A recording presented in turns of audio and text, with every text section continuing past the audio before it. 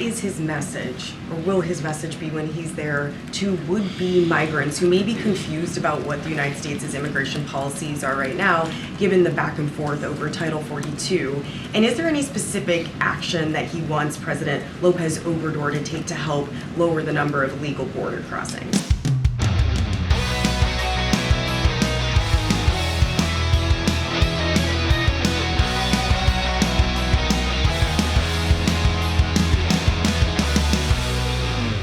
Moving into our last segment of the day, speaking of shenanigans, if you recall from the other segments, if you haven't seen those folks, I highly recommend you go actually check out the podcast, episode 122 here. Hit that like and subscribe button if you haven't already as well. Give us a comment down below. It really does support the channel. Here, she's going to be having an opportunity to give basically an announcement to the world in terms of what's going on at the U.S.-Mexico border. You know, what messaging do you have those that are basically in South America and in Mexico and Central America, all these places where people are migrating from, coming across the border illegally. What do you have to say to them? Now, she goes before under Peter Doocy and the other reporters saying, oh, well, we want to be careful when we talk about this. We don't want to give out misinformation and all these things. Well, you got a prime opportunity not to give any misinformation and just be clear as day to all these people, to be clear as day to all the smugglers, be clear as day to the Mexican government, everybody, El Salvador, Honduras, all of these places. Let's see if she does it. To Mexico in the next few days.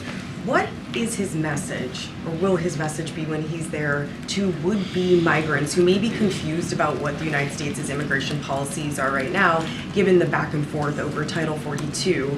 And is there any specific action that he wants President Lopez Obrador to take to help lower the number of illegal border crossings? So, look, I'm not going to get ahead of...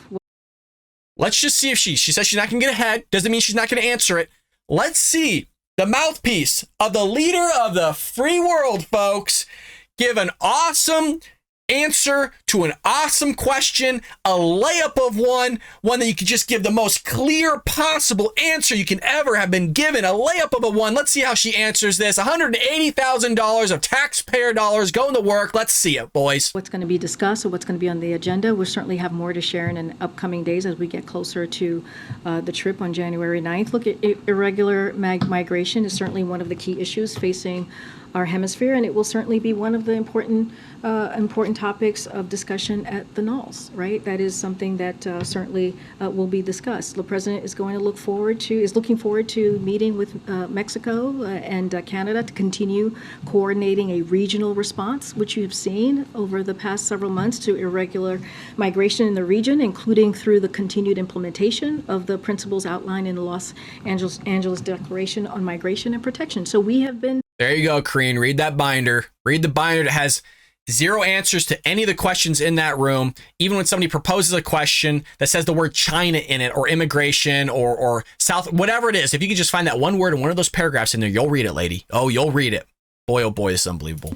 Working with the two countries for this past year or so on dealing with irregular migration, that is going to continue. Certainly not going to get ahead of that. There's a weird noise.